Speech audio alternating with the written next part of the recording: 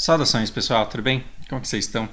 Depois de muito tempo de inatividade nessa playlist Selva Corporativa, a gente vai criar um personagem aqui e vai fazer fofoca sobre ele. Eu sei que durante o dia não é o melhor horário para eu gravar, tenho cachorros barulhentos, eu tenho uma obra acontecendo do lado da minha casa e minha irmã tá surtada lá, escutando um monte de alucinação na cozinha. Mas se eu não fizer isso agora, eu não vou fazer mais e aí eu vou esquecer e eu quero aproveitar que isso está fresco na minha mente para conversar a respeito. Eu fiz uma colinha aqui, o ideal é que você escute esse vídeo, não assista, porque não tem nada para você ver de interessante nele. Mas se você quiser, você pode olhar e ver em que ponto que eu estou dessa conversa que eu quero ter. O que nós vamos fazer aqui? A gente vai pegar duas pessoas que são do meu convívio, duas pessoas que eu conheço muito bem. A gente vai fundir num personagem e a gente vai fazer fofoca da vida desse personagem. Por que a gente vai fazer isso? Para que nenhuma delas se sinta identificada, exposta e fragilizada. E por que é bom a gente falar da vida de um personagem e não em termos gerais, em linhas gerais? Para isso daqui não virar um livro de autoajuda, né? Para isso daqui não virar uma palestra do tipo as 6 coisas que você precisa saber para mudar a sua vida e a sua carreira. Isso não funciona. A gente vai falar sobre pessoas quase reais aí, com perrengues reais, para ver se você se identifica, para ver se você passa mais ou menos pela mesma coisa. Porque pela minha experiência, todo mundo passa por angústias muito semelhantes. Só que todo mundo se sente só, porque quando vai trabalhar com uma máscara social muito pesada, muito pesada. Essa máscara ela aparenta ser completamente autoconfiante, determinada, sabe exatamente de onde veio e para onde está indo. Parece que todo mundo sabe o que está fazendo da vida, menos você. Parece que todo mundo está seguro em sua carreira, menos você, e parece que está todo mundo assim. Então, falando sobre fragilidade de pessoas reais, talvez você se sinta menos sozinho e talvez você consiga fazer alguma coisa em relação à sua própria vida. Vamos ver se dá certo. Eu tô perdendo FPS aqui, se eu ver que tá ficando muito ruim, eu vou tirar minha imagem, vocês vão ficar olhando só para essa tela aqui parada. O que está acontecendo? Vamos falar dessa nossa personagem, né? Pense aí numa secretária executiva que está num emprego novo, trabalhando para um cara muito importante que viaja muito. Esse cara que é muito ocupado, que viaja muito, que tem, né? Ele anteriormente ele havia ficado durante 13 anos com a mesma secretária. Cara, 13 anos. Eu não tive um casamento na minha vida que durasse tudo isso. É muito tempo e é um convívio que gera uma intimidade gigantesca. E aí o que acontece? Essa secretária, ela conseguia se antecipar ao chefe, ela conseguia tomar decisões pelo chefe, porque ela sabia exatamente como ele pensava, do que ele gostava, como ele preferia, priorizar as suas reuniões e os seus eventos. Então ela tinha muito mais autonomia e ela tinha muito mais segurança no trabalho, também, 13 anos. Ela caiu de paraquedas e está no seu segundo mês, no mês em que o cara, em 2 meses em que o cara só viaja. Eles mal têm tempo de conviverem porque ele nunca está no país. Aí é difícil, né? Aí é difícil você passar a conhecer uma pessoa e começar a se antecipar as necessidades dela, sendo que você não tem convívio com a pessoa. É difícil. É difícil. Então o que acontece? Ela acha que ela não está desempenhando bem, ela está insegura, ela acha que ela pode ser demitida a qualquer momento, e essa insegurança, essa ansiedade, essa angústia vai deixando com que você durma cada vez pior e mina a sua autoestima dela. E aí é mais ou menos o que ela sente ali todos os dias mesmo.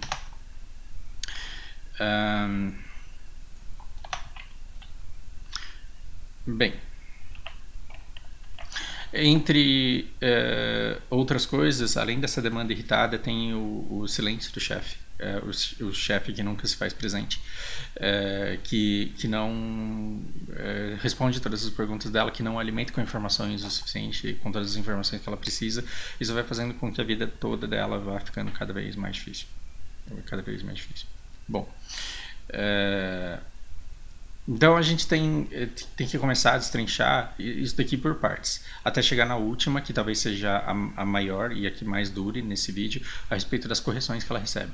Então o chefe nunca fala com ela, e quando fala é para corrigir determinados erros que ela comete, determinadas falhas que ela tem. Aí termina de minar a autoestima dela, termina de minar a autoconfiança dela, aí tudo termina de ficar ainda mais difícil. Os 3 primeiros passos, eles são mais fáceis. Primeiramente, em relação à ex-secretária, você está com perspectivas irreais. E você não pode deixar que as suas perspectivas irreais minem a sua autoconfiança e a sua performance, senão o problema está na sua expectativa. E há um erro grave seu de achar que você deveria conseguir, que você deveria conhecer o seu chefe melhor do que a outra secretária que passou durante 13 anos com ele. Eu tô falando de secretária e você pode escutar isso daqui e falar assim, não, mas eu não sou secretária. Poderia ser um programador, né? O programa teve uma performance que depende de um convívio que você não teve ainda. Talvez um dia você tenha, tomara que sim. Tomara que sim. Então, isso daqui a gente pode arrancar daqui, será? Porque se você está sofrendo por isso, então você está tendo uma dor irreal e auto-infligida. Isso é perigoso porque você esculacharia alguém? Você esculacharia alguém que não faz o trabalho tão bem feito como aquela secretária anterior que ficou 13 anos com ele? Você esculacharia uma novata por ela não conhecer o chefe tão bem quanto a secretária anterior que ficou 13 anos com ele? Não, porque isso seria falta de respeito, isso seria falta de noção, isso seria falta de inteligência. Então por que é que você faz isso com você? Não faz. Não faz. Em segundo lugar, o problema da falta de elite é da pizzaria, não do atendente. Não do atendente. Então, a pessoa que se exalta, a sua avó que fala, caralho, então por que coloca nessa porra desse cardápio? Tomara que sua avó não seja assim. Mas a pessoa que faz isso, ela tá errada. Ela tá errada. Ela deveria lidar com essa frustração, ela deveria saber lidar com essa frustração dela. E aí, o que a atendente precisa ter? A atendente precisa ter duas coisas. Primeiro, paciência. Eu não coloquei aqui na lista, mas é assim. Primeiro, paciência. Você não pode mandar a avó tomar no cu. Não dá. Você tem que falar, desculpa, minha senhora, não tem mesmo. E segundo, ela não pode voltar para casa achando que a insatisfação da avó é culpa dela. Porque a culpa da falta do elite não é dela. Tá entendendo que isso se aplica a qualquer contexto profissional em que a satisfação do cliente não dependa da sua performance, porque você depende da disponibilidade de recursos que não estão lá. Só que a pessoa que mais tem que acreditar que você não tem nada a ver com o problema, a pessoa que mais tem que acreditar que você não tem nada a ver com a falta do elite é você, porque senão você vai transparecer uma ideia errada. A partir do momento que você atende o telefone e tem vergonha de dizer que não tem elite e fala, então senhora, que eu acho que não vai dar, pronto. A pessoa vai questionar a sua honestidade, ela vai achar que você está mentindo e ela vai achar que você não quer vender a pizza porque você não tem vontade. Então, se você sabe que seu chefe não tem agenda, mas você fica falando, então eu estou olhando aqui, mas eu não sei, pronto, você passa por mentirosa, você passa por uma pessoa que não tem boa vontade de ajudar, não tem vontade de resolver o problema. Então, seja assertiva nesse momento. Diga, eu gostaria muito de resolver o seu problema, mas eu realmente não tenho condições pelo simples fato dele não estar no país. Não falo pelo simples fato, senão vai parecer arrogante. Só porque ele não está no país e ele só estará de passagem na semana que vem, mas não há tempo hábil para que vocês se encontrem. Só vou conseguir isso daqui para o mês que vem. Ora, você não tem outra coisa que você possa fazer. Então, seja cortês, mas seja assertiva, objetiva. Porque se você demonstrar insegurança, como se a pessoa te pressionasse o suficiente e você conseguisse encontrar um espaço, aí pronto, a pessoa vai te pressionar até ela conseguir. E você vai sair de mentirosa. Você vai sair como alguém que tem má vontade. Isso é bem perigoso. Bom, então a sua demanda irritada ela não é um problema. Esse é um problema que você tem que lidar e ele não está diretamente ligado à sua performance. Então, se você estivesse confiante, porque você não acha que você tem que performar tão bem quanto a secretária anterior, e você não acha que você é obrigado a gerar horário, né, ou disponibilidade do seu chefe, sendo que não é nem você, isso já te dá autoconfiança para se focar apenas na sua performance. O problema é quando você acha que tudo é culpa sua e você falha somente na sua atividade.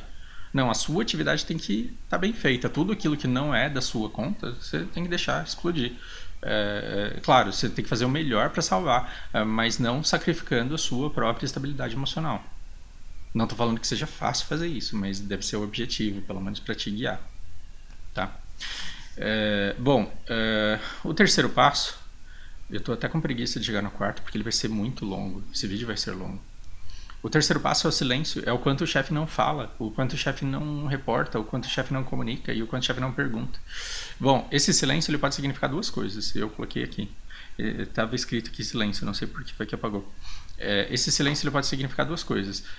Ele pode significar desprezo, sim, que é o que você se preocupa que seja. Você acha que a pessoa não fala com você porque você não é importante, porque você não merece atenção, porque você... Enfim. Mas esse desprezo ele também pode significar confiança. Porque se você não fica perguntando toda hora para o porteiro, ou para o encanador, ou para a menina da limpeza, se você não fica perguntando para o operador de máquina o tempo inteiro o que ele está fazendo, é porque você confia que ele faça o trabalho dele bem. E você fica disponível somente no momento em que ele precisar te pedir socorro. Percebe? Então você tem que saber dosar aí. Será que esse silêncio todo ele é realmente de desprezo porque a pessoa prefere não ter o serviço do que ter que conversar com você? Aí você teria um problema, mas talvez não seja. Talvez ele não te ligue o tempo inteiro para questionar. Talvez ele não peça para analisar o seu código o tempo inteiro porque ele acha que no final do dia vai funcionar. E se não funcionar, vocês vão conseguir juntos consertar tudo isso. Percebe que então você não tem que ficar desesperado pelo silêncio. Ao contrário, você deveria se preocupar com o excesso de presença, porque isso significaria que a pessoa não confia em que você tem autonomia para realizar suas atividades. Tá? Bom, aí a gente chega à parte crítica, e não é a primeira vez que eu vou falar sobre isso. Em algum lugar desse canal eu já devo ter falado muito sobre isso, e é um tema que, se eu pudesse, eu gostaria muito de mudar na minha cultura, na nossa cultura. Correções, porque assim, ele me chamou atenção. Ele falou que eu tô fazendo isso daqui errado. E quantas pessoas morrem de câncer por causa disso? Porque ele chamou a minha atenção, ele falou que eu tava fazendo um negócio errado. Porque na nossa cultura, e é uma coisa muito nossa, dizer que você está fazendo errado é chamar o outro de burro. E eu não estou dizendo que a gente consiga mudar a nossa cultura, mas pelo menos a gente tem que ter consciência de que nossa cultura é assim. Para quê? Para que você consiga se desviar dessas armadilhas, nas armadilhas que elas te colocam. Eu dei aula para um cara, que ele era um diretor britânico, eu dava aula de português para ele. E a gente, no começo tinha aulas de português, depois a gente começou a ter diálogos a respeito da cultura brasileira. O nosso curso ele virou isso, em português. Então ele conseguiu aprender, mas porque o cara já falava 4 idiomas, então o quinto ficou mais fácil. Então a gente tinha aulas em que a gente ficava somente ensaiando como é que ele corrigiria um brasileiro. Meu, como eu queria fazer podcasts dessas aulas, e como eu queria poder compartilhar esse conhecimento com todo mundo, porque assim, era engraçado, porque, por exemplo, em culturas como a britânica, a japonesa, a alemã também assim, você vê alguém fazendo alguma coisa errada e você fala, isso daí tá errado, a pessoa olha para a atividade e fala, é mesmo? Obrigado. Se ela não entender por que ela tá fazendo errado, ela tá fazendo um negócio errado, vem o cara e fala, escuta, você tá fazendo errado, ela vai olhar pra coisa e vai olhar pra você e vai falar, como que é? A pessoa vai te ensinar e aí você vai falar, nossa, obrigado, isso mudou a minha vida. E ela não puxa isso para o lado pessoal. Ela não puxa para o lado pessoal. O lado profissional e o lado pessoal, eles estão cada um no seu quadrado. Agora, brasileiro não. Quando você é brasileiro em linhas gerais, estou falando da nossa cultura, tá? E eu não estou depreciando o brasileiro, estou falando de uma característica nossa da nossa cultura. Quando você chega para um brasileiro e fala, escuta, você está fazendo isso errado, a reação que ele tem é, vai tomar no seu cu, você está me chamando de burro? É assim. Perceba. É uma ofensa você chegar para um brasileiro e falar que ele está fazendo alguma coisa errada. Tanto que, às vezes, você vê alguém fazendo alguma coisa errada e principalmente mulher, né, que não gosta de encrenca, que fala assim, mas não vou falar nada, porque vai que ela fica brava. Por isso que os nossos processos, eles são a bosta que eles são, porque a gente não aprimora. Por que a gente não aprimora? Porque quando alguém nota um processo sendo feito errado, a gente não corrige, a gente deixa o outro fazer, porque vai que ele fica bravo. Vai que ele fica triste que você fala lá que está errado. Percebe? Então a gente tinha diálogos longos a respeito de como é que você faz para corrigir um brasileiro que está fazendo alguma coisa errada. O cara está fazendo errado. Como é que você diz isso para ele para corrigir? Porque tinha gente que pedia as contas, tinha gente que fazia escândalo, tinha gente que chorava quando ele falava que, olha, isso aqui está errado. Como é que você chora porque alguém veio e tentou te dar uma orientação?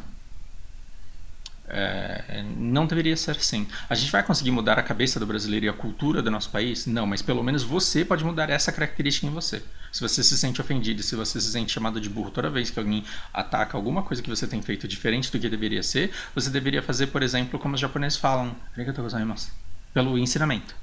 Muito obrigado por me ensinar, porque agora, a partir de agora, eu vou conseguir fazer certo. Então, num ponto de vista ideal, seria esse. Eu Você tem que tomar muito cuidado quando você vai reclamar de comida, né? Sabemos disso no nosso país, a gente sabe muito bem que a gente tem que tomar cuidado quando a gente vai reclamar de comida. Mas abri um sukiyaki do lado da minha casa e é o meu restaurante, era a minha rede favorita, era o lugar onde eu mais comia quando eu morava no Japão. Abriu aqui do lado da minha casa.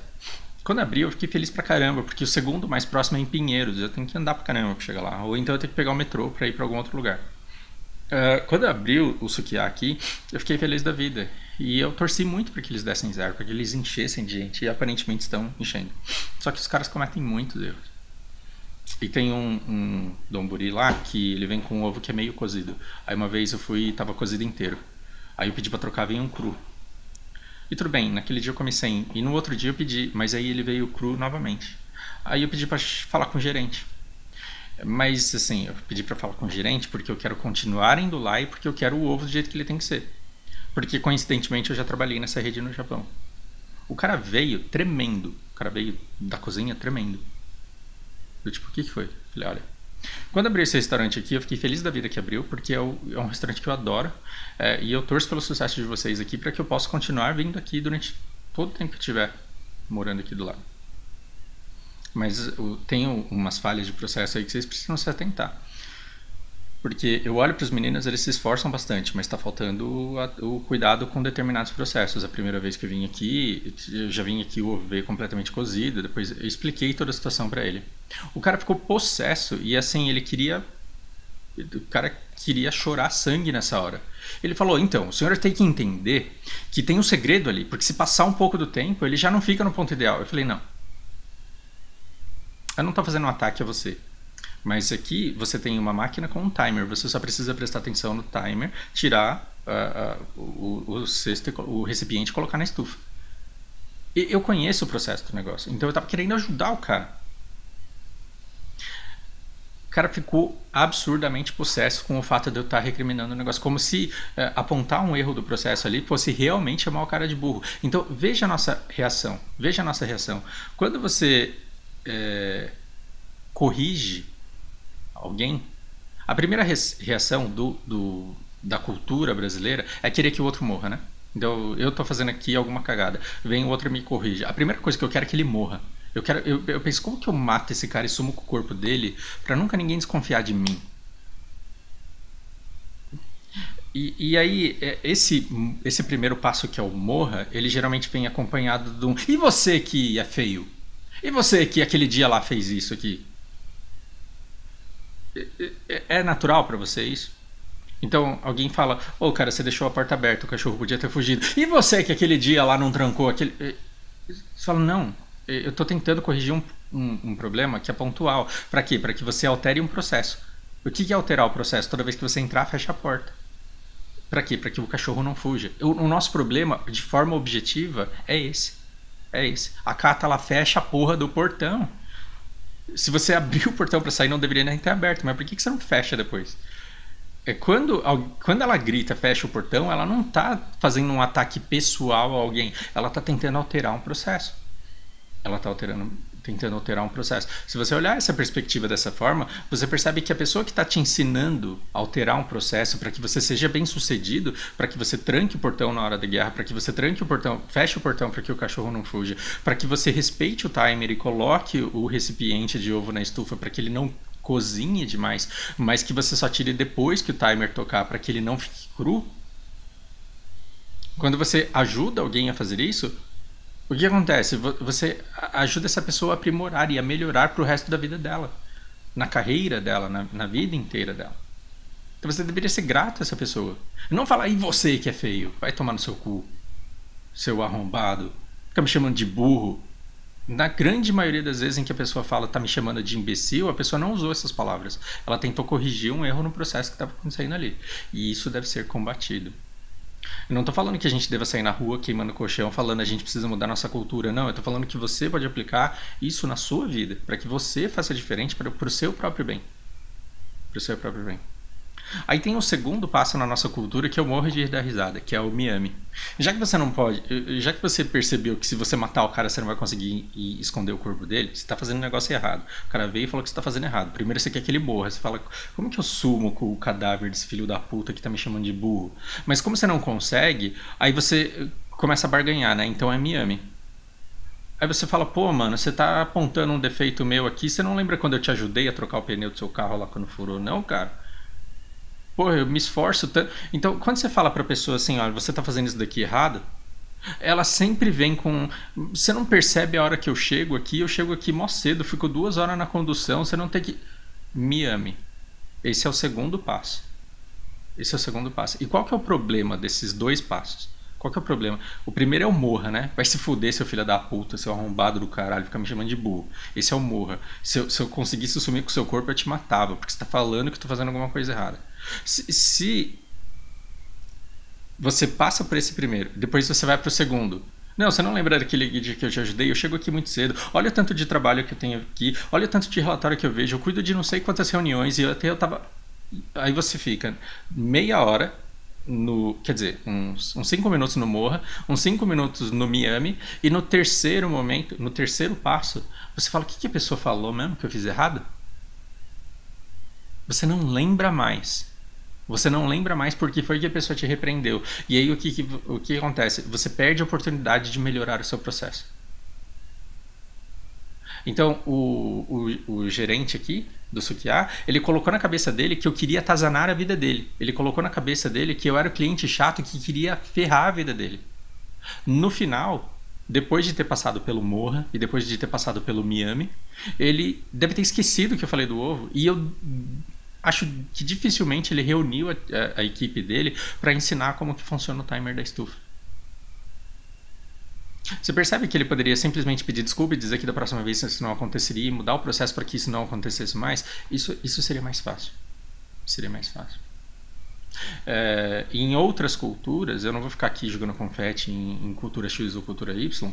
Quando você chega para a pessoa e fala assim: escuta, você está fazendo isso aqui errado, a pessoa te responde: o que eu estou fazendo errado? Esse é o primeiro passo.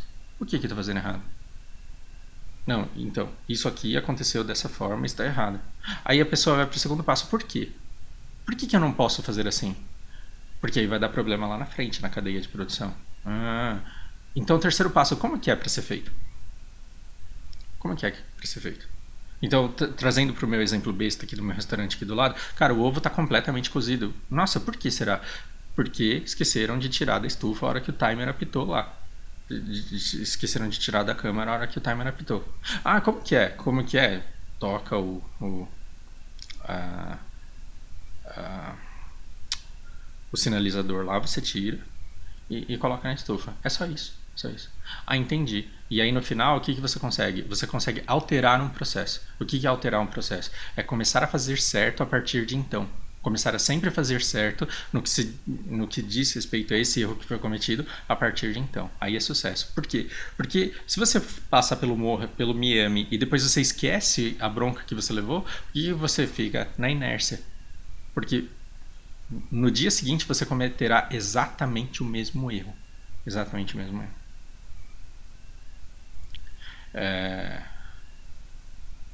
Então, pense que se você escutar a crítica que a pessoa tem, passar por esses 4 passos, alterar os processos, você não vai ter um processo novo, mas você vai saber por que ele é necessário e por que o melhor é que ele seja daquele jeito.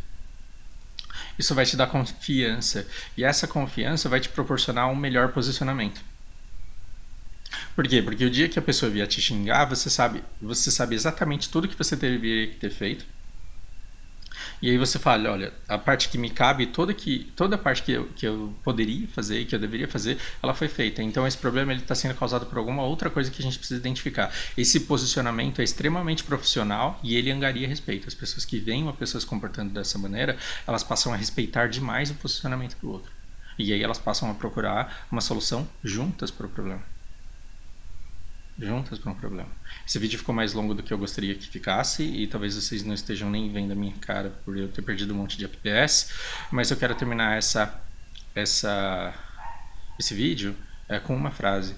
Toda crítica construtiva é uma pérola. Não seja um porco. Porque não se dá pérolas aos porcos. Seja a pessoa que todo mundo sabe que gosta de escutar correções construtivas. Porque se você for a pessoa que todo mundo sabe que odeia quando você fala alguma coisa com ela, ninguém vai querer te ensinar mais nada. E aí você vai ter virado um porco, porque as pessoas não dão pérolas aos porcos. Reflita.